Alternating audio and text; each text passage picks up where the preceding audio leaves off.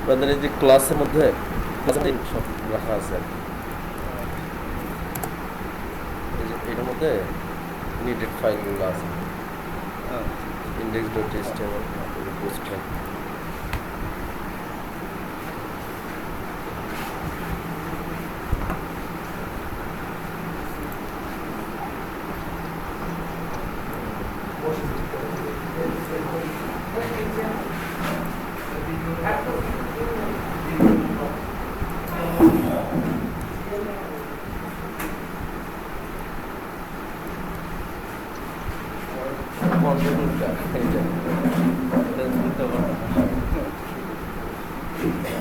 আমরা গতকাল যেটা শিখছি জাস্ট 5 to 10 মিনিটসের একটা রিক্যাপ নিই।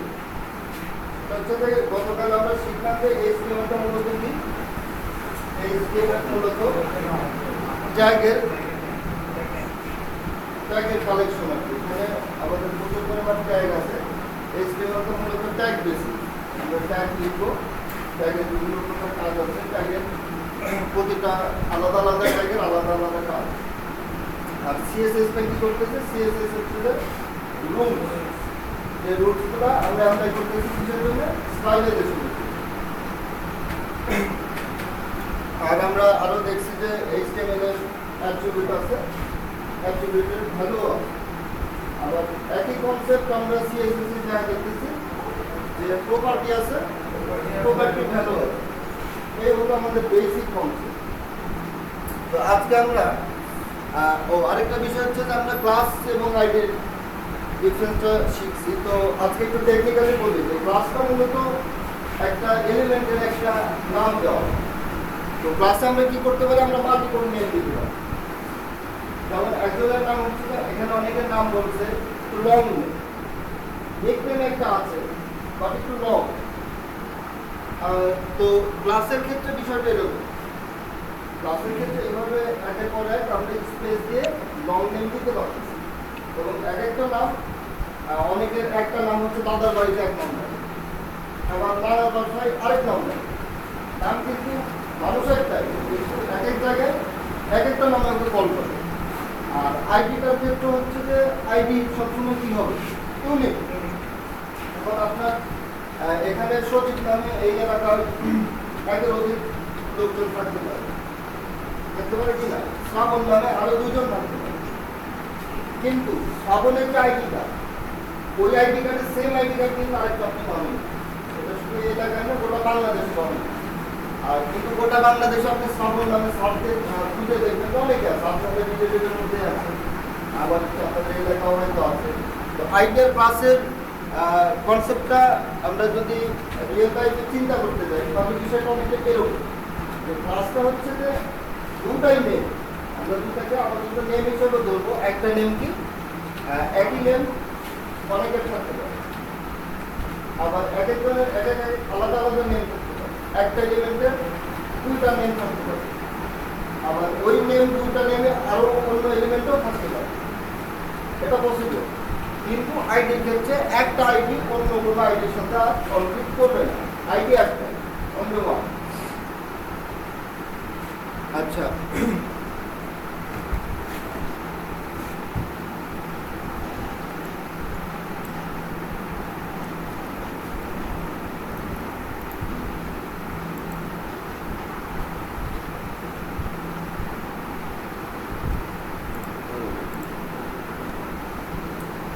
এই হলো মূল কনসেপ্ট। তো আজকে আমরা কিছু HTML এর বেসিক বলতে কি, আমরা তো যেহেতু প্রফেশনাল লেভেলে কাজ করি, তো আমার কাছে মনে হয়েছে এই ট্যাগ কিন্তু প্রচুর আছে। তারপর পিসগুলো আপনারা যদি দেখেন হিউজ পরিমাণ ট্যাগের লিস্ট আছে। তো যেগুলো ট্যাগ আমরা সচরাচর ইউজ করি ওগুলো ট্যাগে আমরা হচ্ছে যে প্রাথমিকভাবে আলোচনা করবো। তারপরে আপনাদের আগ্রহ, আপনাদের জানার আগ্রহ থেকে আপনারা আরও অন্যান্য ট্যাগগুলো আপনারা ইউজ করতে পারবেন। এবং ডাব্লিউপি স্ট্রাকচার খুবই সুন্দরভাবে উপস্থাপন করা আছে। আর যেটা আপনাদের করতে হবে, ইংলিশের যে বিষয়টা বলছি, ইংলিশের বিষয়ের ক্ষেত্রে হচ্ছে আপনাদের ইংলিশ ডেভেলপ করতে হবে।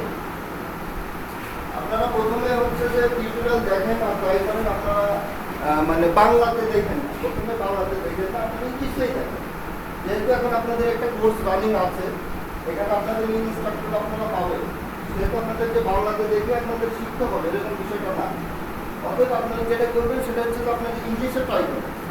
যত বেশি ইংলিশ আপনারা পড়বে তত বেশি আপনারা শিখবে, ওটাও একটা শিখার বিষয়। কিন্তু আপনি শিখতে গিয়ে আপনি হচ্ছে যে HTML শিখতে গিয়ে কিংবা CSS শিখতে গিয়ে আপনি কিন্তু ইংলিশ শিখে ফেলবেন।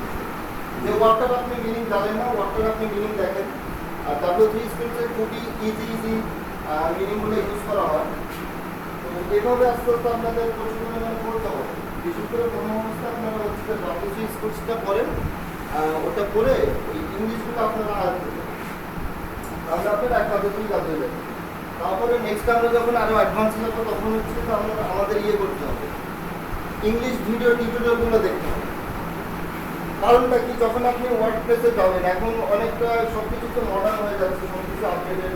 আমাদের নেটিভ বাড়ছে, আগে আমরা হচ্ছে যে এত নেটিভ ছিল না। আমরা যখন হচ্ছে কাজ শিখছি তখন আমরা ইউটিউবের কথা চিন্তা করতে পারতাম না, যে ইউটিউবে ঢুকে একটা ভিডিও দেখি, এরকম ফ্যাসিলিটি আমাদের ছিল না। আমরা জাস্ট যেটা করতাম, আমরা বিভিন্ন ব্লগ করতাম। তো এখন হচ্ছে সব কিছু বাড়ছে, ইন্টারনেট স্পিড বাড়ছে, আপনাদের হচ্ছে যে আপনারা ডিভাইস পাইছেন, এখন মোবাইলে অনেক কিছু করা যায়। তো আপনাদের যেটা করতে হবে, এখন মার্কেট প্লেসে অনেক সময় কাজের ক্ষেত্রে হয় কি, আপনাকে ইনস্ট্রাকশন দেবে কথা বলতে।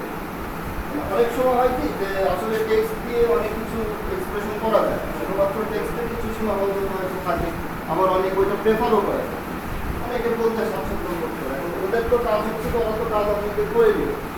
এখন আপনি যদি ইংলিশে না পাবেন, আপনাকে তো দরকার নেই, এখানে আরও প্রচুর ডেভেলপমেন্ট আছে। আর ইন্ডিয়া আগাই আছে জাস্ট এই ক্ষেত্রে। মানে আমি যেটা মনে করি, আমি কয়েকদিন আগে হচ্ছে ইন্ডিয়ার ডেভেলপমেন্টের সাথে কাজ করছি, তো ওরা হচ্ছে যে আপনার কাজ যতটুকুই পারুক, কম পারুক বেশি পারুক, ওদের হচ্ছে যে কমিউনিকেশন স্কিলটা ইংলিশে খুবই হার্ড। এবং ওরা হচ্ছে যে আপনার ক্লায়েন্টকে সরাসরি ইন্টারভিউর জন্য কল করে, সেহেতু ক্লায়েন্ট, অনেক ক্লায়েন্ট আছে টেক্সটের থেকে আপনার কথা বলে বেশি স্বাচ্ছন্দ্য বোধ করে। সেক্ষেত্রে ইন্ডিয়ানরা এক্ষেত্রে অনেক জব উইন করে। তো আমাদেরও যেহেতু আমরা এখন লার্নিং পারপাসে আছি, তো আমাদের এইভাবে আগাতে হবে। প্রথমে হচ্ছে যে ব্লগ করতে হবে, তারপরে ইংলিশ টিউটোরিয়ালগুলো দেখতে হবে। আর ইংলিশ টিউটোরিয়ালগুলো হয় কি একটু হাই কোয়ালিটি, বাংলাদেশের মোটামুটি যাই হোক, কিন্তু ইংলিশ রিসোর্সগুলো মোটামুটি আপনার একটু হাই কোয়ালিটি পাবেন।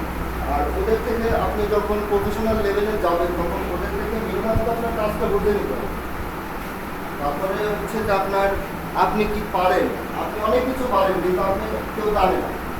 আমি ধরেন অনেক কিছু পারি, কোনটাই যদি না জানি তাহলে তো আমি এখানে আসতাম। আমি পারি, আমিও জানি। আপনি অনেক কিছু পারেন, এটা তো আপনাকে এক্সপ্রেস করতে হবে, সবাইকে তো বোঝাতে হবে যে আমি এটা পারি, তোমার এটা লাগবে কিনা। তখন ওই যদি দেখবে যে আপনাকে ওই জাস্টিফাই করবে, করার পদ্ধতি দেখে হ্যাঁ আপনি ওর জন্য অ্যাভেলেবল, কিন্তু আপনি পারবেন, তখন আপনাকে ও লাগবে। এই বিষয়টা মাথায় রাখবেন যে ইংলিশটা আপনাদের অবশ্যই আপাতত বাংলা, টিউটোরিয়াল বাংলা সব কিছু অ্যাভয়েড করেন। যেহেতু আমরা আছি সেহেতু আমরা তো বাংলা দিয়ে আপনাদের ইয়ে করতে পারবো, ইংলিশটা ফলো করে ট্রাই করবেন। তো আজকে আমরা শিখবো হচ্ছে যে কিছু ট্যাগ, কিছু ইসেনশিয়াল ট্যাগ আমরা শিখবো।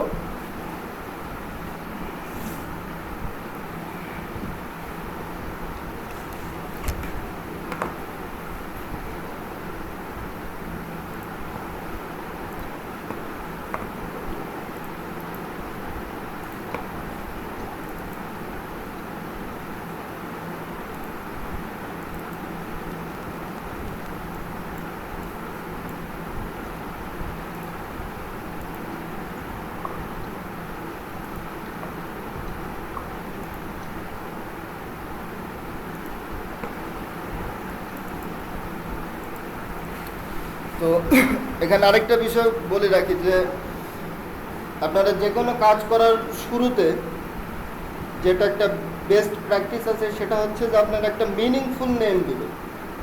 যে কোনো ধরেন আপনি একটি প্রজেক্ট করতেছেন, জাস্ট আপনি টেস্টিংই করতেছেন যে একটু এটা কেমনে কাজ করে দেখি, এটার জন্য তো আপনাকে একটা ফাইল তো লেখা লাগবে।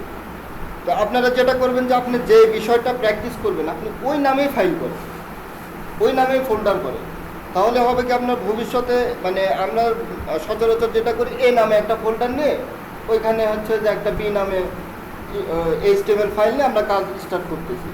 তো এটা হচ্ছে যে আমরা শুরু থেকে এটা আস্তে আস্তে প্র্যাকটিস করতে করতে এটা ভবিষ্যতে অনেক কাজে দেবে। আপনারা যে কোনো কাজ শুরুর ক্ষেত্রে একটা নাম সিলেক্ট করে নিন, যে কোনো মিনিংফুল নাম সিলেক্ট করে নিয়ে আমরা ওই হিসেবে ওই প্রজেক্ট হিসেবে তখন আমরা কাজ করব। যেমন এখন যদি আমি একটি ফোল্ডার নিই,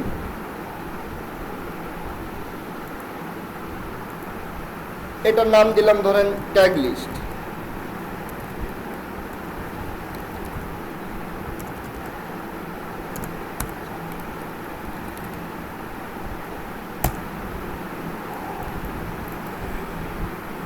ট্যাগ লিস্টের ভিতরে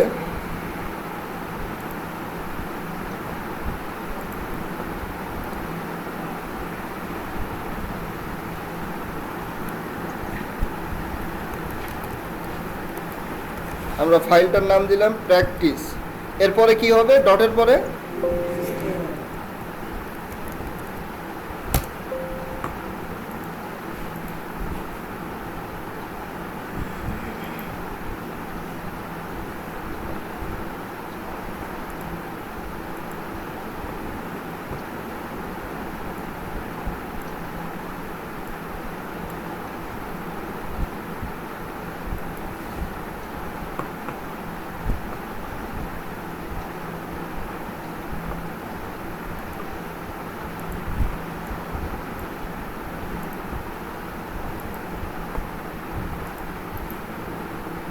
আপনাদের যে আজকে মোটামুটি পাবেন এডিট উইথ নোটপ্যাড। প্রথমে নোটপ্যাডই ইউজ করবেন এবং কোনো প্রকার প্লাগ ইন ইউজ করবেন না, জাস্ট সিম্পলি লিখবেন।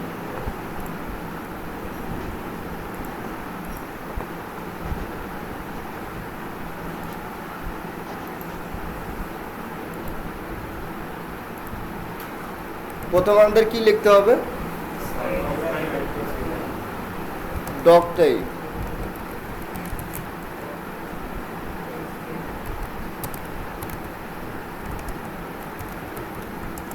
তারপরে আচ্ছা বেসিক স্ট্রাকচারটা কে বলতে পারবে একজন দ্বারা, যে বেসিক আমাদের যেটা কম্পালসারি স্ট্রাকচার একটা HTML ফাইল লিখতে হলে যেটা লাগে, কি কি লাগে কেউ বলতে পারবে?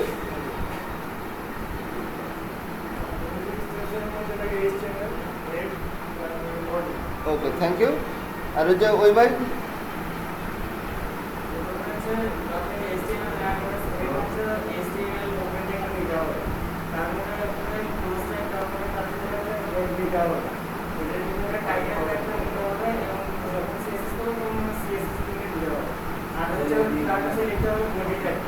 ওকে, থ্যাংক ইউ। তো আমাদের বেসিক যেটা কম্পালসারি লাগবে সেটা হচ্ছে যে HTML। এগুলো মূলত কি, এক একটা ট্যাগ, এর ভিতরে, এর কিন্তু বাইরে না। একটা জিনিস খেয়াল করবেন যে আমরা এটা হচ্ছে যে এর ভিতরে আমরা কি নিব, হেড। আর একটা আমাদের দরকার বডি। এখানে আরেকটা বিষয় বলে রাখি যে কোনো কোড লেখার ক্ষেত্রে শুধুমাত্র আপনি বুঝলে হবে না, আপনার কোড যাতে যে কেউ সহজে বুঝতে পারে ওইভাবে আপনার কোড লিখতে হবে। যেমন এখানে আমরা যদি এভাবে লিখতাম,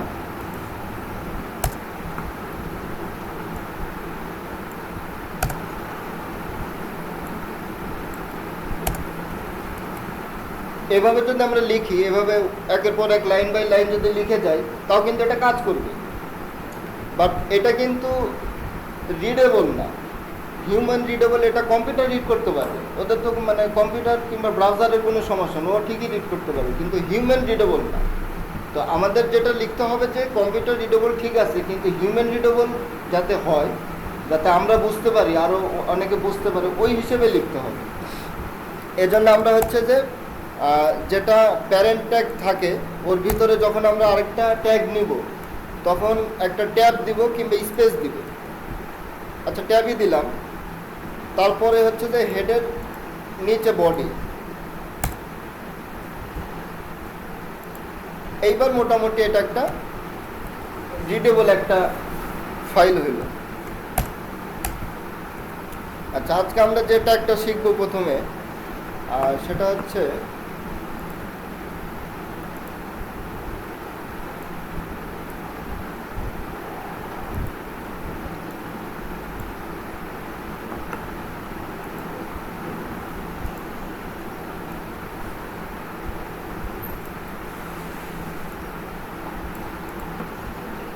লেখা কি বোঝা যাচ্ছে?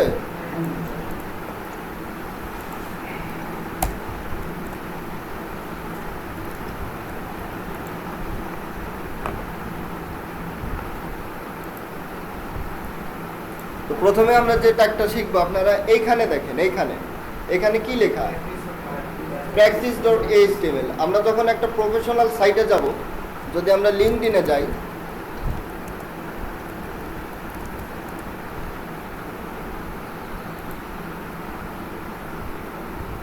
লিঙ্কডইনের কিন্তু একটা এরকম ফাইল আছে, হয়তো index.html কিংবা যে কোনো নামে একটা ফাইল আছে, কিন্তু এখানে কি দেখাচ্ছে?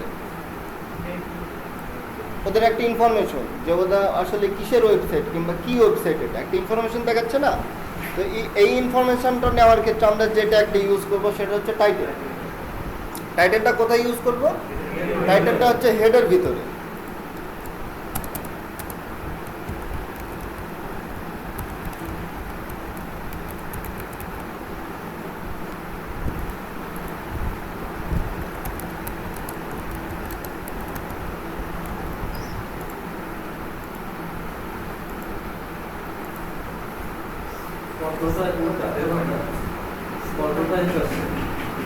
এই পাশে না, এটাই তো। হ্যাঁ, তো এখন দেখেন আমাদের এই টাইটেলটা, ট্যাবের টাইটেলটা চেঞ্জ হয়ে গেছে। এখন এটা যখন এটা শো করতেছিল কি practice.html, ওইটা কিন্তু কোনো অর্থ বহন করতেছিল না। কিন্তু এখন যখন আমরা লিখলাম যে HTML ট্যাগ লিস্ট, তখন এটার একটা মিনিং হইল। যখন ভিজিটর ঢুকবে এই ট্যাবে, প্রথমে তো ওয়েবসাইট চলে আসবে না, প্রথমে ট্যাবটাই আসে, তখন ওরা বুঝতে পারবে যে হ্যাঁ এটা এই রিলেটেড ওয়েবসাইট। তো টাইটেলটা আমরা বুঝলাম। নেক্সট আমরা যেটা করব,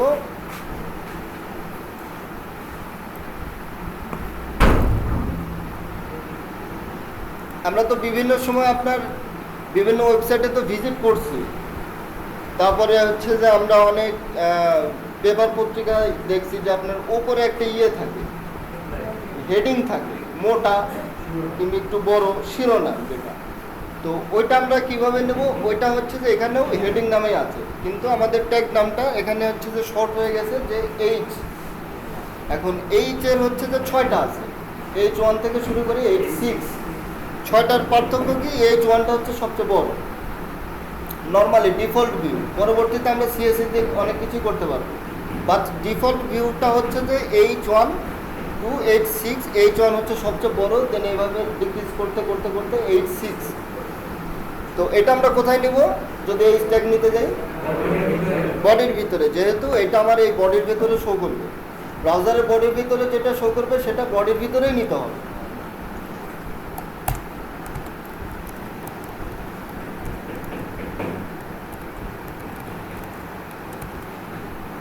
আচ্ছা, এখানে আমরা এই ট্যাগটা লিখলাম হচ্ছে বডির ভিতরে, সেক্ষেত্রে আমরা এখানে কি একটা করা দরকার, কেউ বলতে পারবেন? হ্যাঁ, আমাদের একটা ইনডেন্ট দিতে হবে যাতে এটা রিডেবল হয়।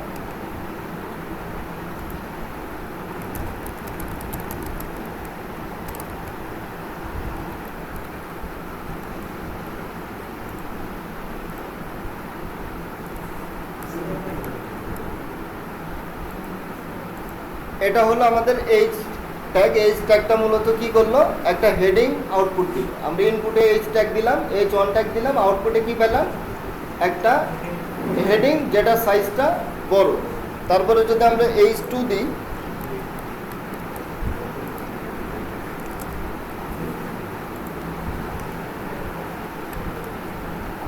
এইভাবে আমরা যদি H6 পর্যন্ত চলে যাই,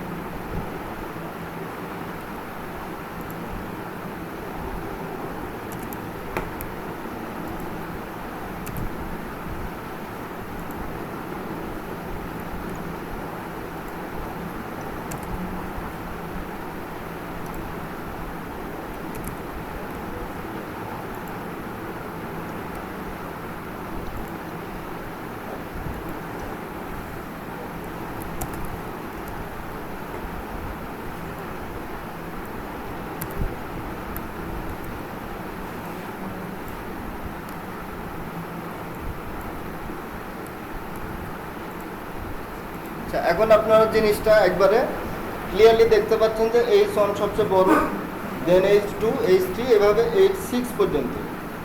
তো এখন কথা হচ্ছে যে এখানে একটা কনসেপ্ট ক্লিয়ার করি। ধরেন আমরা একটু স্টাইল ট্যাগটা নিই, হ্যাঁ।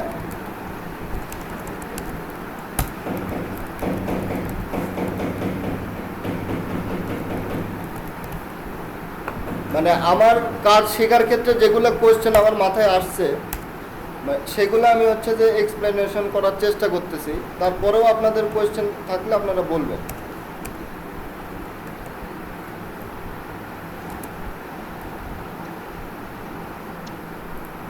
H6 এর ধরেন একটা ক্লাস দিলাম। ক্লাসের নেমের ক্ষেত্রে আপনারা ABC 1 2 3 মানে যেগুলো এগুলো র্যান্ডম কি আপনারা ইউজ করবেন না, একবারে মিনিংফুল আপনার যেটা মনে আসে। কারণ আপনার কোড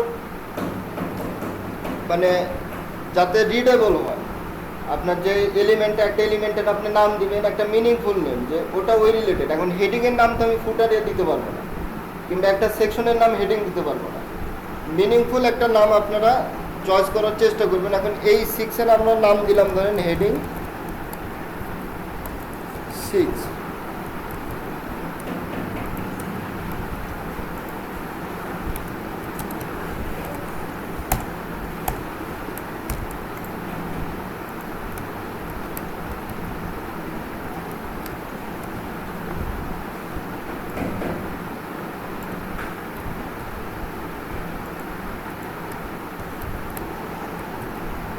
আচ্ছা, এটা আমরা তো ক্লাস নিয়ে সিলেক্ট করলাম। এটার এখন ফন্ট সাইজ কমানো বাড়ানো যাবে না?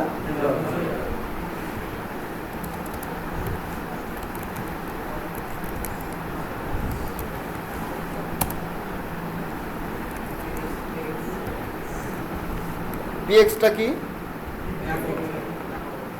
এটা একটা একো। আচ্ছা, এখানে একটা মজার বিষয় দেখেন যে আমার H1 যেরকম আউটপুট শো করতেছে, আমরা একটা CSS ট্রিক্স খাটানোর পরে H6ও সেম আউটপুটটা শো করতেছে। তাহলে কেন আমরা H1 নিব, H6 নিব না? এই প্রশ্নটা তো অনেকের মাথায় আসতে পারে যে আমি তো CSS করে দাম যে বিষয়টা হ্যান্ডেল করতে পারতেছি, তাহলে কেন আমি H1 নিব? আমি H2 নিতে পারি, 5 নিতে পারি, 4 নিতে পারি। তো এক্ষেত্রে বিষয়টা হচ্ছে যে আমরা HTML এর ট্যাগগুলোকে স্টাইল করে আমরা অনেক কিছু করতে পারি। একটা ট্যাগ আরেকটা ট্যাগের মধ্যে আমরা P ট্যাগ নিয়েও H1 এর মতো করতে পারবো, আবার H1 ট্যাগকে P এর মতোও করতে পারবো। কিন্তু এখানে ফ্যাক্টরটা হচ্ছে যে প্রতিটা ট্যাগ নেমের আলাদা আলাদা মিনিং আছে। আমরা যে ওয়েবসাইটটা এখন রান করতেছি এটা হচ্ছে যে ব্রাউজারে। কালকে আমি বলছি যে এটা তো আর সবাই তো লেটেস্ট ক্রোম ব্রাউজারে ইউজ করবে না, ইভেন সবাই যে ব্রাউজার ইউজ করবে তাও না। যারা হচ্ছে যে ফিজিক্যালি যারা হচ্ছে যে মানে ফিজিক্যাল যাদের প্রবলেম আছে, যেমন অনেকের দৃষ্টিশক্তি নাই, ওরা হচ্ছে যে অনেকে আপনার দেখবেন ব্রেইল একটা আছে, ওরা হচ্ছে যে আপনার হাত দিয়ে স্পর্শ করে অনেক কিছু বোঝে। তো ওদের জন্য একটা ডিভাইস আছে হচ্ছে যে স্ক্রিন রিডার।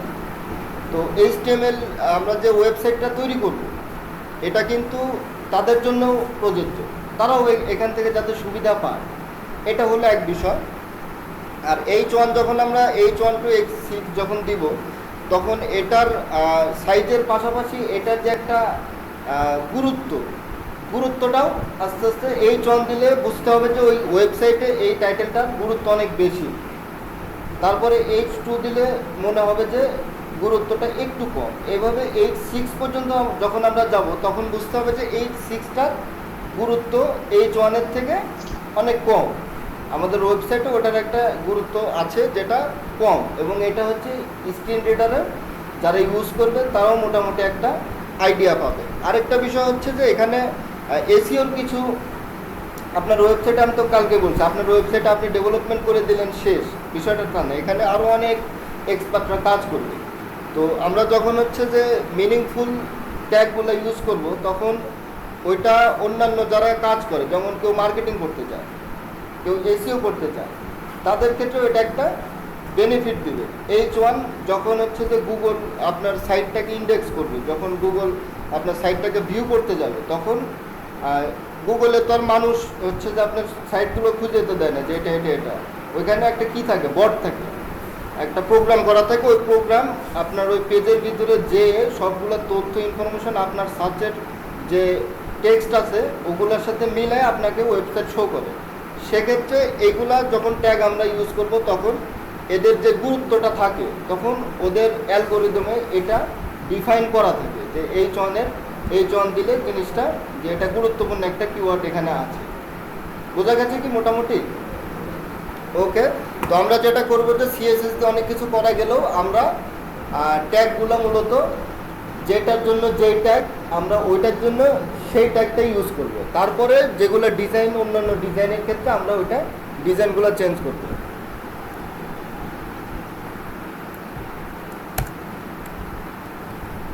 তো এগুলো আপাতত কেটে দিই।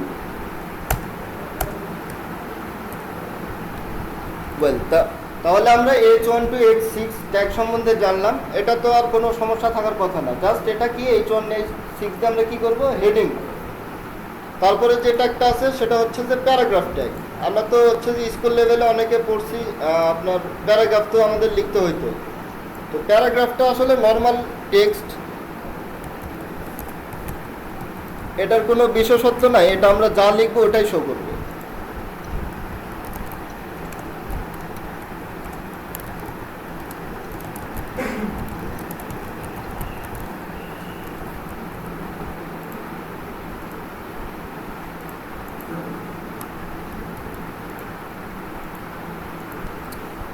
প্যারাগ্রাফ ট্যাগটা কি হলো, জাস্ট টেক্সটটা নর্মালি শো করলো। এখন এখানেও একটা বিষয় দেখাটা, আমি যদি পি ট্যাগ না দিই, কালকে আমরা কি করলাম, ডিভ ট্যাগ দিয়ে করলাম, তাই তো?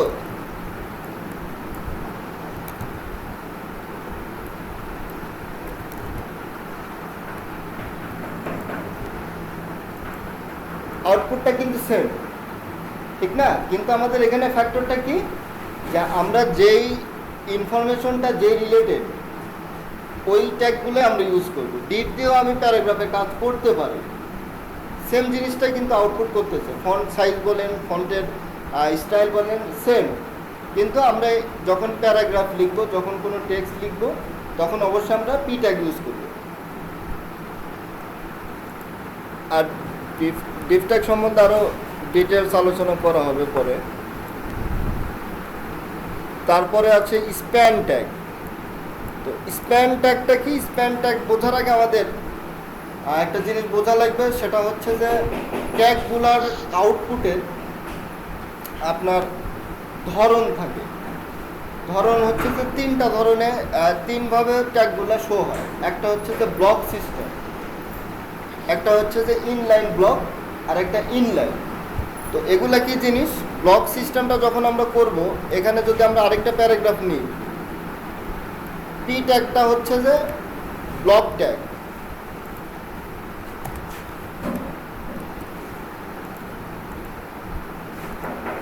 আচ্ছা, ব্লক আমরা কাকে বলতেছি? ব্লক ট্যাগ বলতে বোঝাচ্ছে যে যখন আমরা পি ট্যাগটা নিলাম, দুইটা পি ট্যাগ একটার পর আরেকটা নিলাম, নেওয়ার পরে দেখতেছি যে এটার আউটপুটটা আসতেছে কেমন, একটার পর আরেকটা। এর সামনে পেছনে অন্য কাউকে আর জায়গা দিচ্ছে না, তার মানে ওই গোটা পেজটা কি করতেছে, ব্লক করে নিচ্ছে। আচ্ছা, আর ইনলাইন ব্লকটা, আচ্ছা এটা হলো ব্লক ট্যাগ। আমরা এখন ইনলাইনটা শিখি। এখানে আমি যদি স্প্যান নিই, স্প্যান মূলত হচ্ছে যে এরকম নর্মাল টেক্সট নেওয়ার জন্য ইউজ করা হয়। তো যেই নর্মাল টেক্সটগুলো মূলত প্যারাগ্রাফ না, প্যারাগ্রাফ তো একটা মোটামুটি একটা লং টেক্সট থাকে, তো যেগুলো আমরা প্যারাগ্রাফ দিয়ে ডিফাইন করতে পারি না, একটা টেক্সটের একটা অংশ আমাদের কোনো একটা কাজ করা দরকার, সেক্ষেত্রে আমরা নিব স্প্যান। এখন স্প্যান ট্যাগটা হচ্ছে ইনলাইন ট্যাগ। ইনলাইন ট্যাগের বৈশিষ্ট্য কি,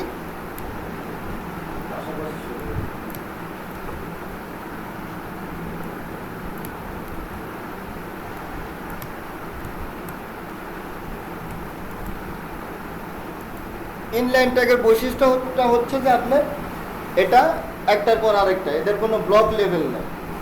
এবং এখানে আপনি হচ্ছে যে কিছু সিএসএস অ্যাপ্লাই করলে কাজ করবে না, যেমন মার্জিন, মার্জিন সম্ভবত কাজ করে, কিন্তু প্যাডিং কাজ করবে না। যাই হোক, ওটা আমরা পরে বুঝবো। তো ইনলাইন ট্যাগটা মূলত ইনলাইনে থাকবে। ব্লক ট্যাগ যখন আমরা নিয়েছি তখন টোটালটাও ব্লক করছে, ওর হচ্ছে যে আশেপাশে যেগুলো ছিল।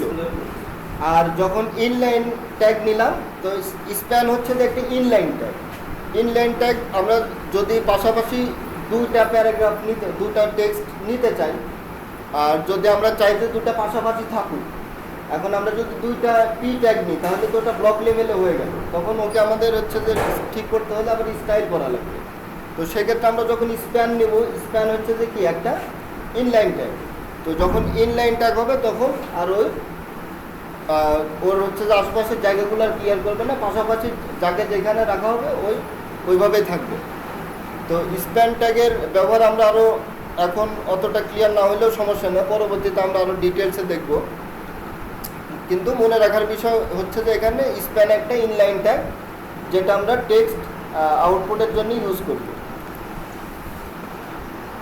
আচ্ছা, এবার আসি হচ্ছে যে এ ট্যাগ। এ ট্যাগ বলতে বোঝা হচ্ছে অ্যাঙ্কর ট্যাগ।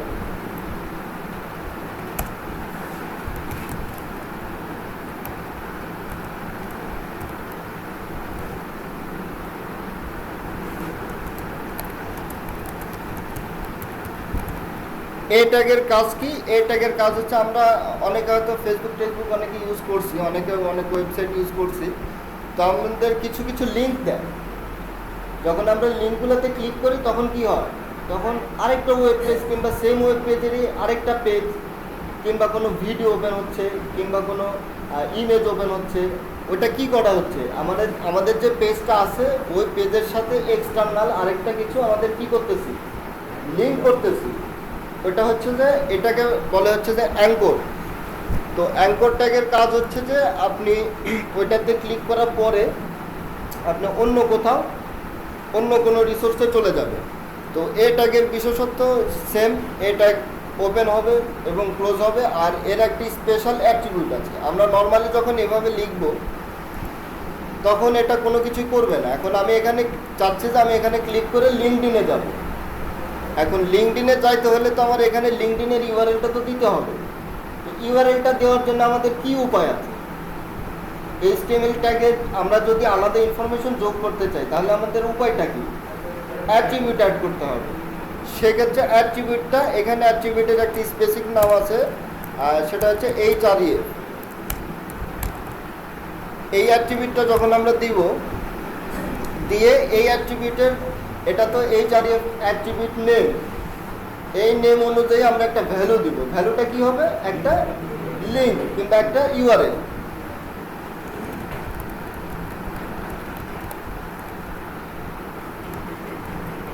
এখন যদি আমরা এটাকে করি, রিফ্রেশ করি, এটা দেখবেন যে কালারটা একটু চেঞ্জ হয়ে গেছে।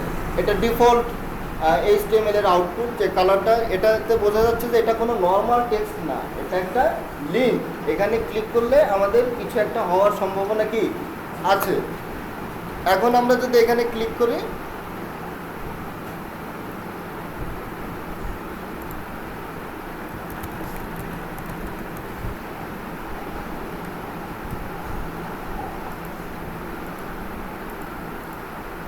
এখন আমরা এখানে ক্লিক করার পরে আরেকটা ওয়েবসাইটে কি খুব সহজে চলে যেতে পারতেছি। এটা হচ্ছে যে লিঙ্ক ট্যাগ। আচ্ছা, ট্যাগগুলো একের পর এক করি।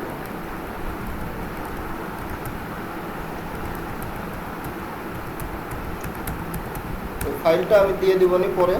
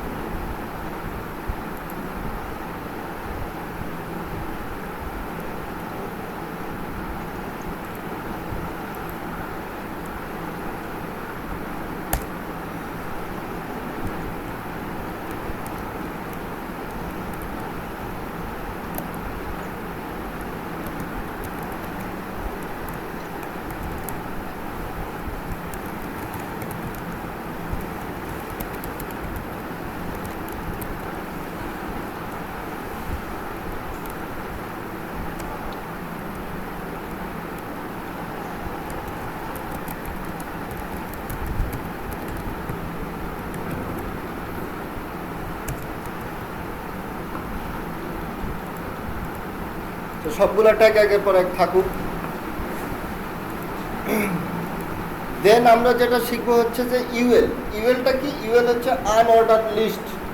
আমরা তো অনেক কিছু দেখছি, অনেক ইনফরমেশন থাকে কি আকারে? লিস্ট আকারে, 1 2 3 কিংবা জাস্ট খালি শুধুমাত্র বুলেট দিয়ে একটা লিস্ট করা থাকে। অনেক সময় আমাদের লিস্ট করা লাগে না, আমাদের লাইফে তো অনেক কিছু, অনেক লিস্ট করা লাগে। অনেকে বাজারের লিস্ট ধরায় দেয়। লিস্টগুলো কি হয়? একটার পর আরেকটা, পাশাপাশি লিস্টগুলো কিন্তু পাশাপাশি হয় না, একটার পর আরেকটা যে ইনফরমেশনগুলো থাকে ওইটা হচ্ছে লিস্ট। তো ইউএলটা হচ্ছে যে আমরা এখানে লিস্ট যখন উপস্থাপন করব তখন হচ্ছে যে আমরা ইউএল ইউজ করব।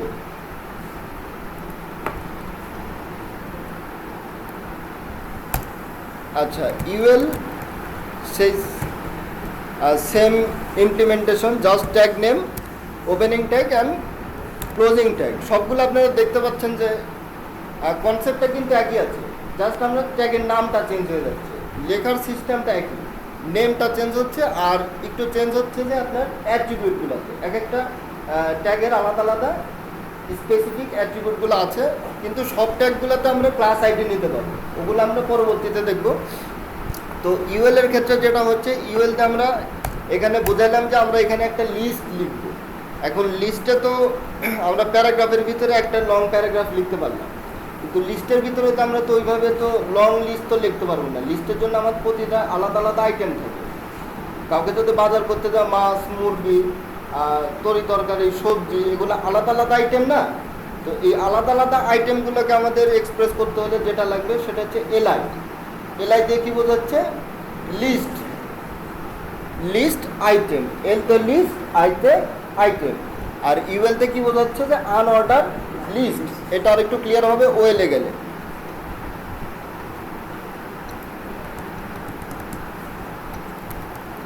লিস্ট আইটেম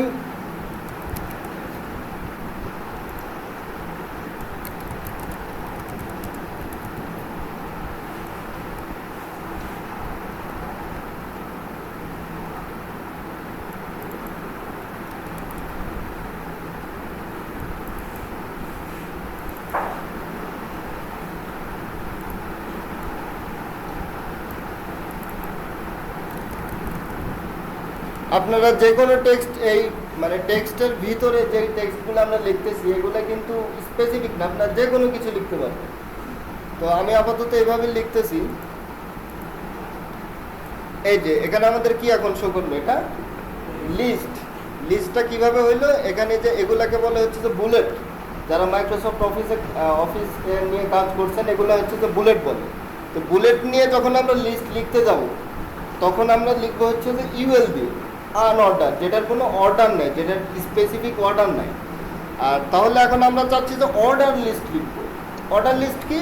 1 2 3 4 এ বি সি ডি, এরকম একটা অর্ডার আছে, নির্দিষ্ট একটা সিকোয়েন্স আছে। তো সেক্ষেত্রে আমরা যেটা নিব সেটা হচ্ছে যে ওএল।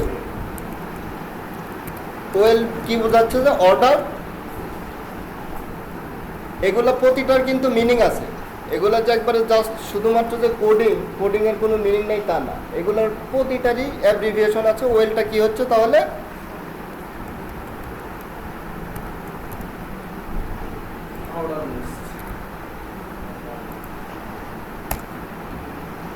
তো এটা আমরা হচ্ছে যে ডিফাইন করে দিলাম, আমরা একটা অর্ডার লিস্ট নিতে যাচ্ছি।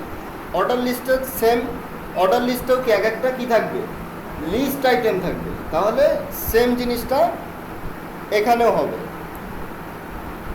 আপনারা এগুলো হচ্ছে যে কপি পেস্ট না করে, আমি লিখতে গেলে একটু ধরেন সময় লাগতেছে, তো এই সময়টা বাঁচাতে আর কি কপি পেস্ট করলাম। আপনারা কপি পেস্ট করবেন না, আপনারা বিভিন্ন টেক্সট, আপনাদের মন মতো টেক্সট আপনারা লিখবেন, এবং প্রতিটা লাইন আপনারা, প্রতিটা ট্যাগ একবারে শুরু থেকে শেষ পর্যন্ত, যদি আপনার ডুপ্লিকেট করাও লাগে তবুও ডুপ্লিকেট করবেন না, লিখবেন।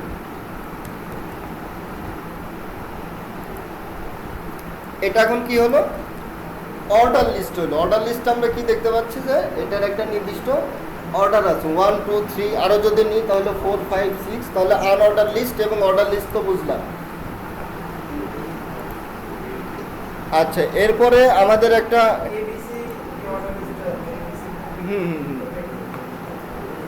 আচ্ছা আচ্ছা, এবিসির অর্ডার লিস্টটা সম্ভবত এখানে হচ্ছে যে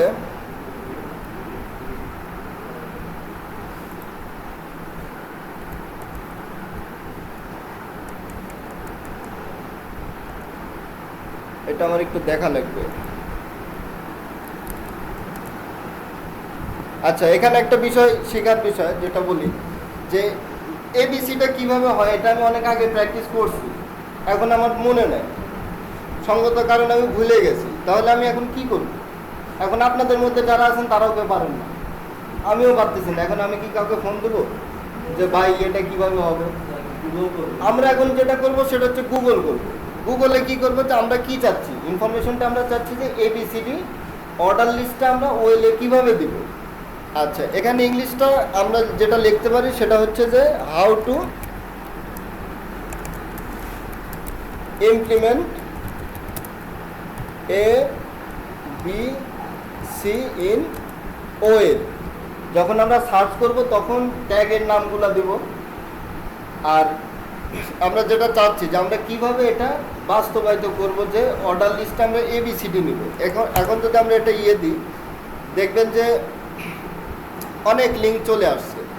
তো প্রথম লিঙ্কে কি W3 স্কুল প্রথমে চলে আসছে। W3 স্কুলসে আপনারা যাবেন, গিয়ে এখান থেকে আগে একটা ইনফরমেশন নিয়ে নেবেন যে HTML টাইপ অ্যাট্রিবিউট, এদের ইয়েটা কি। আচ্ছা, এদের হেডিংটা কি দেওয়া আছে, প্রথমে টাইপ অ্যাট্রিবিউট। এখন আপনি ভিতরে যে টাইপ অ্যাট্রিবিউট খুঁজবেন, যে টাইপ অ্যাট্রিবিউটটা কোথায় আছে,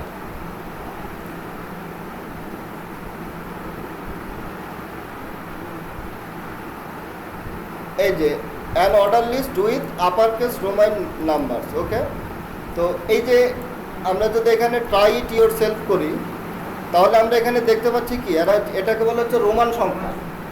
রোমান সংখ্যা দিয়ে এরা দেখাইছে। এখন কোয়েশ্চেন হচ্ছে যে আমরা তো রোমান সংখ্যা নিব না, আমরা তো নিব এবিসিডি। তো রোমান সংখ্যার এটা কি করছে, আমাদের সাথে এদের পার্থক্যটা কি, এরা একটা অ্যাট্রিবিউট নিচ্ছে হচ্ছে টাইপ। তো আমি একটা অ্যাট্রিবিউট নিই টাইপ, নিয়ে দেখি কাজ করে কিনা। টাইপ দিয়ে ওরা লিখছে হচ্ছে যে আই। আচ্ছা, আমরা আগে আই দিই।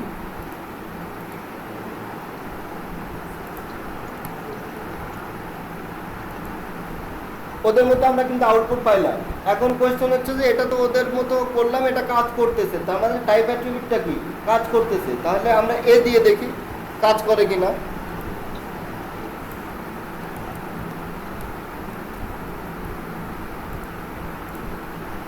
কাজ করছে। আবার আমি চাচ্ছি যে না, বড় হাতের এ দিয়ে দেখি কাজ করে কিনা।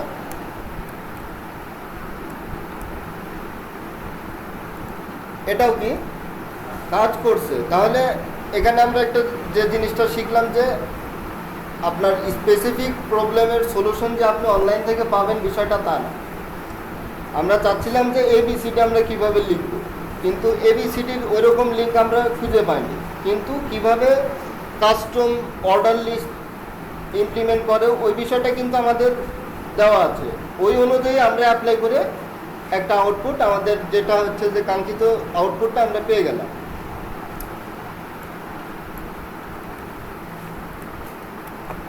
আচ্ছা, দেন আমরা যেটা শিখবো সেটা হচ্ছে যে আই ট্যাগ।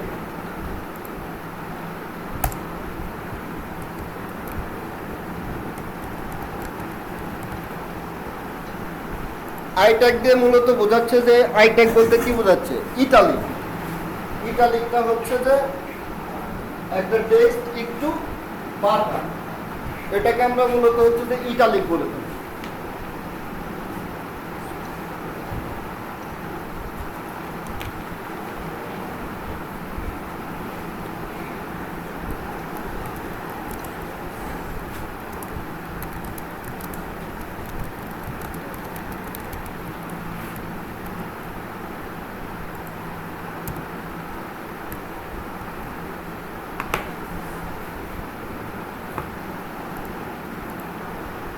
নর্মাল টেক্সট থেকে এটা কি হলো, একটু বাঁকা হলো।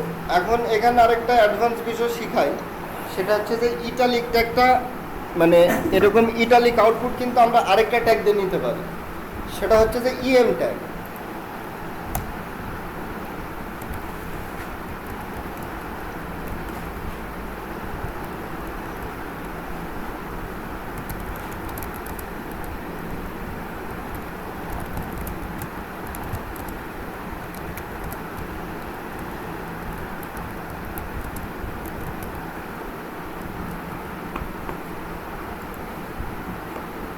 ইটালিক ট্যাগটাও আমরা কি দেখতে পাচ্ছি এখানে, ইটালিক ট্যাগ এবং ইএম ট্যাগ দুইটাই কি ইনলাইন, এজন্য দুইটা কি পাশাপাশি আসছে। তো আমরা এই দুইটাকে একটু করতে চাই, একটার পর আরেকটা নিতে চাই। এখানে আমরা আরেকটা ট্যাগ ইন্ট্রোডিউস করব, সেটা হচ্ছে যে বিআর ট্যাগ। বিআর ট্যাগটা কি ব্রেক, একটা লাইন থেকে ব্রেক করে আমরা পরের লাইনে যেতে হলে যে ট্যাগটা ইউজ করি সেটা কি ব্রেক ট্যাগ। এটার হচ্ছে যে ট্যাগ নেম হচ্ছে বিআর। তো বিআরটা হচ্ছে সিঙ্গেল ট্যাগ। আমরা এই বিষয়টা এখনো করিনি। ট্যাগের এখানে আমরা যে ট্যাগগুলো লিখতেছি, ট্যাগগুলো দুই রকমের। একটা হচ্ছে যে ডাবল ট্যাগ, যেটা আমরা যে ট্যাগটার ওপেনিং আছে অ্যান্ড ক্লোজিং আছে। আবার কিছু কিছু ট্যাগ আছে যেগুলোর ওপেনিং আছে বাট ক্লোজিং নেই। ক্লোজিং না থাকার কারণটা কি? ক্লোজিং না থাকার কারণটা হচ্ছে যে ওর ভিতরে আমরা অন্য কিছু আর নেওয়ার দরকার নেই। যেমন আমরা একটি যখন লাইন ব্রেক করতে যাব, তখন লাইন ব্রেকের ভিতরে তো আমার কিছু নেওয়ার দরকার নেই, জাস্ট আমরা কি করব, জাস্ট খালি ব্রেক করব। তো ব্রেকের জন্য আমাদের তো হচ্ছে যে স্টার ট্যাগ ইন ট্যাগ দিয়ে তো আমাদের এটা তো করার দরকার নেই। এই জন্য ওরা ডিফল্টভাবে করছে যে জাস্ট এটা হবে যে এটার কোনো সিঙ্গেল ট্যাগে এগুলার কোনো আপনার ইন ট্যাগ থাকবে না। তো ইন ট্যাগ না থাকলে আমরা ইন করতে পারি, যেটা হচ্ছে যে স্ট্যান্ডার্ড ফলো করে যদি আপনি কাজ করেন সেক্ষেত্রে আপনার ইন করতে হবে কি এই ট্যাগের মধ্যেই জাস্ট একটা স্ল্যাশ দিবেন, দুইটাই কাজ করবে। স্ল্যাশ দিলেও কাজ করবে, স্ল্যাশ না দিলেও কাজ করবে। বাট স্ল্যাশটা আমরা যখন দিব তখন এটা মোর রিডেবল হবে। যখন আমরা স্ল্যাশ দিব না তখন হয়তো কোড চেক করতে যে আমরা একটু কনফিউশনে পড়ে যাবো যে এটা তো তাহলে হচ্ছে যে কোথায়, ইনট্যাগ কোথায়, এরকম কনফিউশন আমাদের হইতে পারে অনেক সময়। সেক্ষেত্রে আমরা যখন এটা দিয়ে দিলাম তার মানে বুঝলাম যে এটা হচ্ছে সিঙ্গেল ট্যাগ, এর কোনো ক্লোজিং নেই, এটা একটার মধ্যেই ওপেন একটার মধ্যেই ক্লোজ হয়ে গেল। তো ব্রেক ট্যাগটা আমরা বুঝলাম। ব্রেক ট্যাগ দেওয়ার পরে কি হলো, এটা নেক্সট লাইনে চলে আসবে। এখন যে বিষয়টা দেখার বিষয় সেটা হচ্ছে যে দুইটা কিন্তু সেম টেক্সট সেম ইটালি, কিন্তু ট্যাগ নিলাম আমরা দুইটা। এটার কারণটা কি? তো তাহলে আমরা কোনটা নিব, আই নিব না ইএম নিব? এটা তো কোয়েশ্চেন আসতে পারে। তো এইখানে হচ্ছে যে যেটা থিওরিটিক্যাল যে বিষয়টা আছে সেটা হচ্ছে যে আই ট্যাগ জাস্ট আউটপুটটা ইটালিক করবে, এর কোনো আলাদা মিনিং নাই। যখন আমরা আমরা তো এখানে দেখতেছি, আউটপুটটা দেখতেছি, আমাদের কাছে জিনিসটা সেম লাগতেছে। বাট যখন একজন যে চোখে দেখতে পায় না, সে যখন এটা হচ্ছে ইউজ করতে যাবে তখন সে আই ট্যাগ এবং ইএম ট্যাগ দুইটা তার কাছে এক হবে না। ইএম ট্যাগটা হবে হচ্ছে ইমফেসাইজ, মানে যেটাতে একটু বেশি গুরুত্ব দেওয়া হয়। ইটালিক আছে বাট একটু বেশি গুরুত্বপূর্ণ একটা টেক্সট, তখন ওইটা বুঝে নেবে যে হ্যাঁ এটা হচ্ছে যে একটু গুরুত্বপূর্ণ টেক্সট, একটা আলাদা ইনফরমেশনও পাইল। জাস্ট কিসের জন্য? আই ট্যাগ এবং ইএম ট্যাগের জন্য। এই দুইটা জন্য আলাদা একটা পাইলো। তো আমরা হচ্ছে যে যেটা বলছি এটা তো প্রথম থেকে বলতেছি, আমরা ট্যাগগুলো ইউজ করব, আমরা কি জন্য ইউজ করতেছি, ওই টেক্সটার ওয়েবসাইট পেজে কেমন গুরুত্ব ওই হিসাবে। যখন আমরা নর্মালি জাস্ট একটা স্টাইল করব, জাস্ট একটু ইটালিক স্টাইল করব, তখন আমরা আই ট্যাগ ইউজ করতে পারবো, সমস্যা নেই। কিন্তু যখন আমরা চিন্তা করব যে এই টেক্সটার এই পেজে একটা আলাদা গুরুত্ব আছে, এটার একটা এমফেসাইজ করতে হবে, তখন আমরা ইএম ট্যাগ ইউজ করব। তো নেক্সট আমাদের আছে হচ্ছে যে স্ট্রং। তো স্ট্রং এর ক্ষেত্রে যেটা হবে বোল্ড হবে।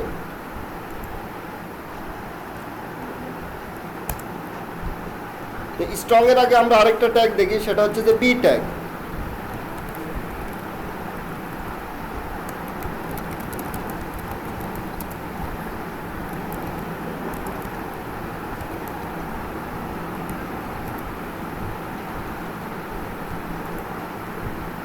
বি ট্যাগটাও কি ইনলাইন।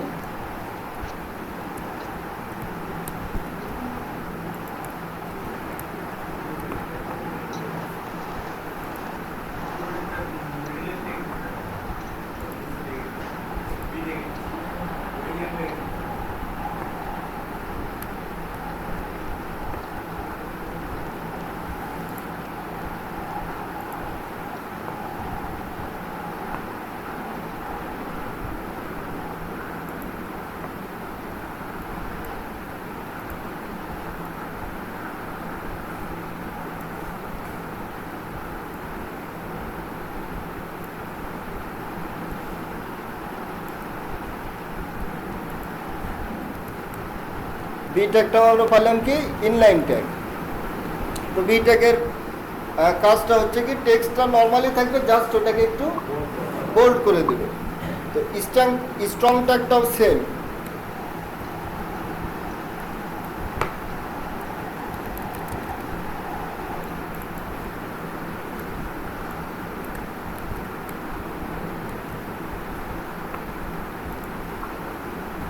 আমরা বি আর দিয়ে এটাকে একটু লাইনটা ব্রেক করে নিই।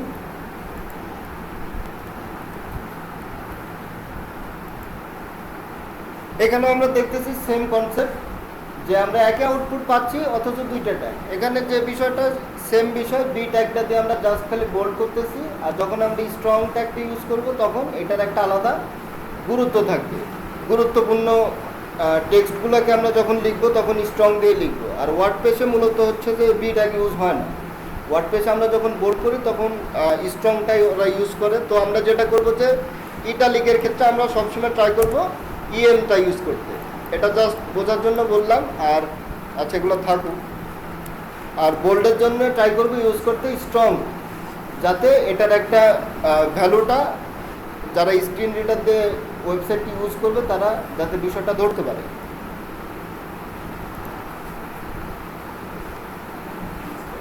আচ্ছা, এখন আমরা একটি মজার বিষয় আসি, সেটা হচ্ছে যে আমরা তো টেক্সটের বেসিক বিষয়গুলো দেখলাম, লিস্ট দেখলাম, নর্মাল প্যারাগ্রাফ দেখলাম, ইটালিক, বোল্ড, আরও অনেক কিছু আছে, অনেক ট্যাগ আছে। ওগুলো আপনারা হচ্ছে যে একটু ইয়ে করে সার্চ করে দেখে নেবেন, সমস্যা নেই। এখন আমরা যেটাতে আসবো সেটা হচ্ছে যে আমরা যদি ইমেজ অ্যাড করতে চাই, ওয়েবসাইটে আমরা একটা ইমেজ অ্যাড করতে চাইলাম, সেক্ষেত্রে আমরা কি করব? সেক্ষেত্রে আমাদের জন্য কি আছে? ট্যাগ আছে। ট্যাগটা কি? IMG tag. আইএমজি ট্যাগটা হচ্ছে যে সিঙ্গেল ট্যাগ। কারণটা কি? ইমেজের ভিতর আমরা কিছু নিই না, নিয়ে কি ইমেজের উপরে নিই। যখন আমরা লেয়ার সিস্টেমে আমরা ইমেজের উপরে নিই, কিন্তু বাট ইমেজের ভিতরে আমরা তো কোনো কিছু নিই না। তো সেক্ষেত্রে আইএমজিটাও সিঙ্গেল ট্যাগ। সিঙ্গেল ট্যাগের রুলসটা আমরা ফলো করলাম। আর এটাতে এখন তো আমার একটা ইয়ে ইউজ করতে হবে, ইমেজ তো আমার শো করতে হবে। তো শো করাইতে হলে আমরা কি করব? অ্যাট্রিবিউট নিতে হবে। আমাদের ওয়ে একটাই, এইচটিএমএল ট্যাগের সাথে কাজ করতে হলে আলাদা ইনফরমেশন যখন অ্যাড করব, ওয়ে কয়টা? একটাই, সেটা কি? অ্যাট্রিবিউট। তো এটার স্পেশাল অ্যাট্রিবিউটটা হচ্ছে এসআরসি। এটা হচ্ছে সোর্স ইউআরএলটা এখানে আমাদের দিয়ে দিতে হবে। এখানে কোনো ইমেজ আছে কি? লোগো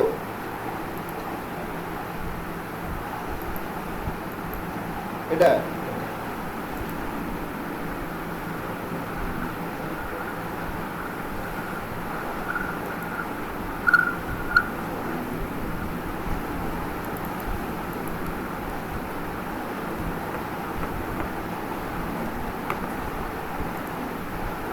আচ্ছা, সোর্সের ভিতরে আমরা কি লিখবো?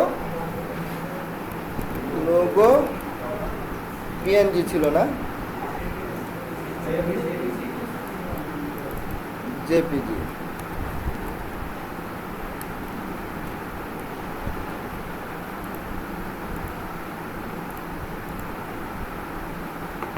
লোগোটা চলে আসছে। আচ্ছা, এখানে একটা বিষয় হচ্ছে যে সবসময় তো ইমেজগুলো যে আমার রুট ফোল্ডারে থাকবে বিষয়টা তো তা না। আমাদের ইমেজের জন্য আলাদা ফোল্ডার থাকতেই পারে। কাজের সুবিধার ক্ষেত্রে এখানে তো আমাদের একটা দুইটা ফাইল থাকবে না, অনেকগুলো ফাইল হবে। এখন অনেকগুলো ফাইল, অনেকগুলো ইমেজ, অনেকগুলো ভিডিও যদি একটা ফোল্ডারে থাকে, এটা তো দেখতে মানে কাজ করার ক্ষেত্রে আপনারা সুবিধা পাবেন না। সেক্ষেত্রে আমাদের কি ফোল্ডার ওয়াইজ এটা আলাদা করতে হবে। তো আমরা একটা ফোল্ডার নিই,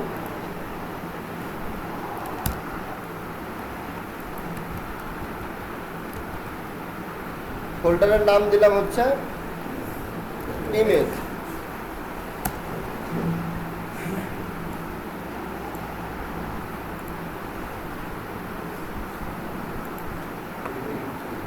এখন আমরা এটা কি করব? প্রথমে হচ্ছে যে ফোল্ডারটার নাম লিখব, ইমেজ দিয়ে স্ল্যাশ। আশা করি এটা শো করবে, কাজ করছে। তো এটা গেল আমাদের ইমেজ ট্যাগ। এখন ইমেজ ট্যাগ যখন আমরা নর্মালি নিলাম, তখন এখন প্রশ্ন চলে আসতে পারে, তাহলে আমরা ভিডিও কীভাবে নেব? ইমেজ তো নিলাম, তাহলে এখন স্বভাবত আসে যে ভিডিওটা তাহলে কীভাবে নেব? ভিডিও নেওয়ার ক্ষেত্রে এই শ্রাবণ, কোনো দামি ভিডিও আছে কি? কোনো দামি ভিডিও আছে কি?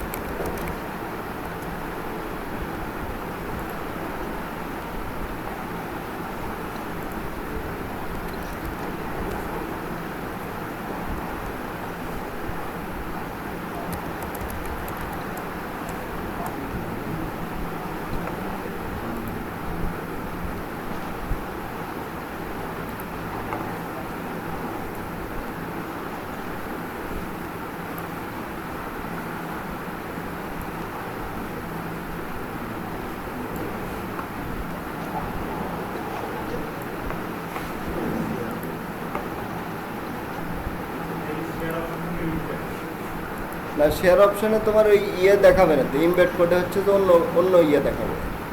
ভিডিও ট্যাগটা এখানে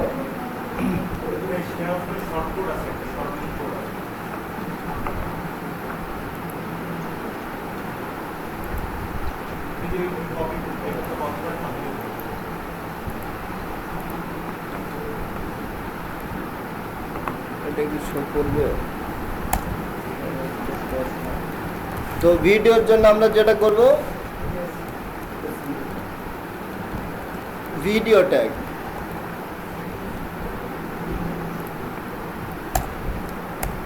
ভিডিও ট্যাগের মধ্যে আবার আরেকটা ট্যাগ নিতে হবে, সেটা হচ্ছে যে সোর্স ট্যাগ। আমরা হচ্ছে যে ইমেজের ক্ষেত্রে ইউজ করলাম জাস্ট অ্যাট্রিবিউট। এখন ভিডিওর ক্ষেত্রে এরকম অ্যাট্রিবিউট নাই কেন? ভিডিওর ক্ষেত্রে অ্যাট্রিবিউট আছে, কিন্তু ভিডিওটা হয় কি যে আসলে কোথাও MP4 সাপোর্ট করে, কোথাও MPG4 সাপোর্ট করে, কোথাও AVI সাপোর্ট করে। সেজন্য আমরা ভিডিও ট্যাগের মধ্যে হচ্ছে যে আলাদা ট্যাগ থাকে, যেগুলো দিয়ে আমরা সেখান থেকে W3 স্কুল থেকে ভিডিও নিই, ইউটিউবের ভিডিও শোট করতে পারে, নাও পারে।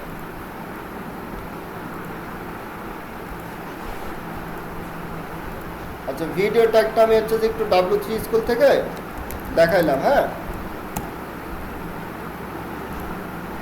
তো W3 স্কুল আর যেখানে হোক আমরা জাস্ট খালি লিখলাম ভিডিও ট্যাগ, দেখবেন যে প্রথমে W3 স্কুলসের চলে আসবে।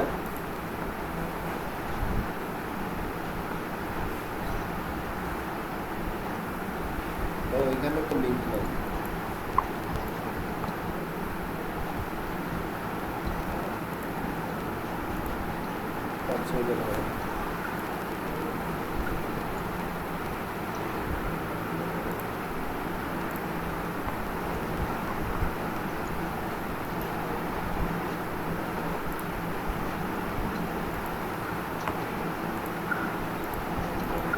তো ভিডিওর জন্য আমরা আরেকটা ফাইল নিই, ফোল্ডার নিই।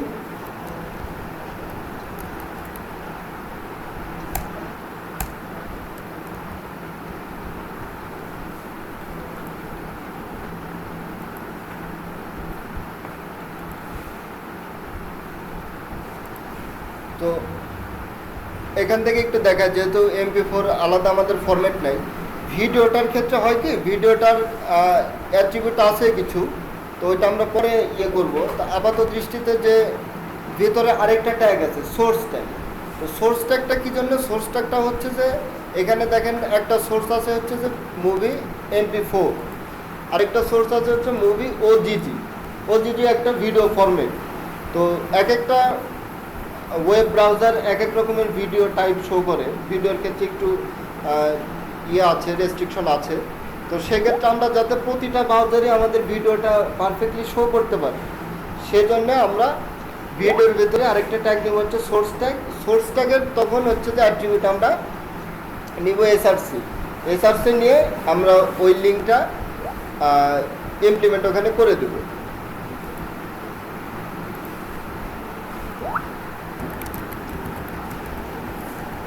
সোর্স ট্যাগটা কি এখানে ভিডিওর ভিতরে তার কিছু থাকবে না, মানে ভিডিও ট্যাগের ভিতরে আমাদের মাল্টিপল সোর্স থাকবে, কিন্তু সোর্সের ভিতরে তার কিছু থাকার সম্ভাবনা নাই। সেক্ষেত্রে আমরা এটা হচ্ছে যে ইনলাইন ট্যাগ।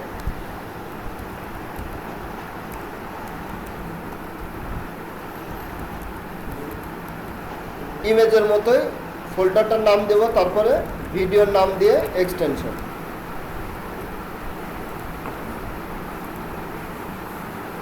ভিডিওটা চলে আসছে। তো এখানে কোনো কন্ট্রোল নাই যে প্লে করব কিভাবে, পজ করব কিভাবে। তো এই জন্য আমাদের যেটা আছে সেখানে এখানে জাস্ট আমাদের দিয়ে দিতে হবে কন্ট্রোল না কন্ট্রোলস, কন্ট্রোলস। আর এখানে একটা বোঝার বিষয় হচ্ছে যে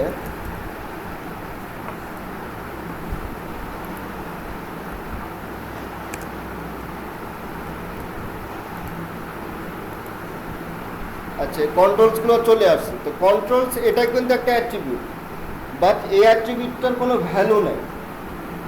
কারণটা কি, যে এই অ্যাট্রিবিউটটা দিয়ে তো আমরা মূলত কোনো ভ্যালু তো ডিফাইন করতে যাচ্ছি না, আমরা জাস্ট একটা এটা কন্ট্রোলসটা আমরা শো করব কি করব না এটা আমরা বোঝাতে চাচ্ছি। সেক্ষেত্রে এটার কোনো ভ্যালু নেই, জাস্ট আমরা এরকম অনেক পাবেন আপনারা যখন আমরা ফর্ম ডেভেলপ করতে যাব তখন হচ্ছে এরকম পাওয়া যাবে।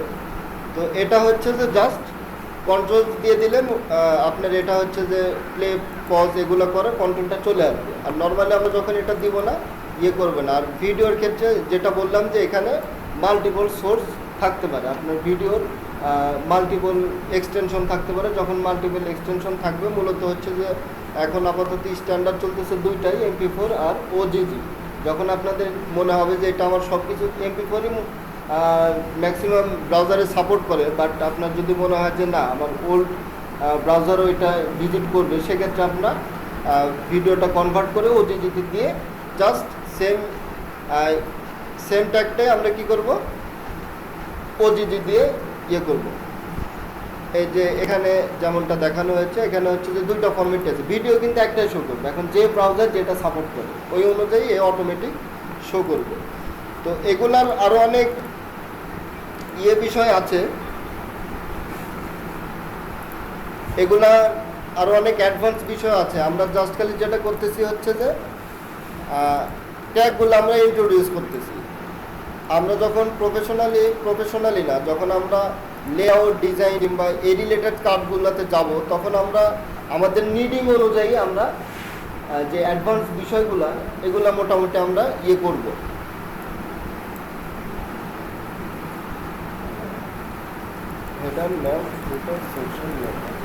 আচ্ছা, সবাই একটু মোটামুটি বোরিং ফিল করতেছেন, 1-1.5 ঘন্টা হয়ে গেল। তো 10 মিনিটসের একটা ব্রেক নেয়, ঠিক আছে? নাইলে একবারে নন স্টপ বলতে থাকলে আমি হয়তো বলে গেলাম, কারণ মাথায় ঢুকবে না। একটু হাঁটাহাঁটি ব্রেক নিয়ে তারপরে একবারে 10 মিনিট পরে আবার চলে আসবে।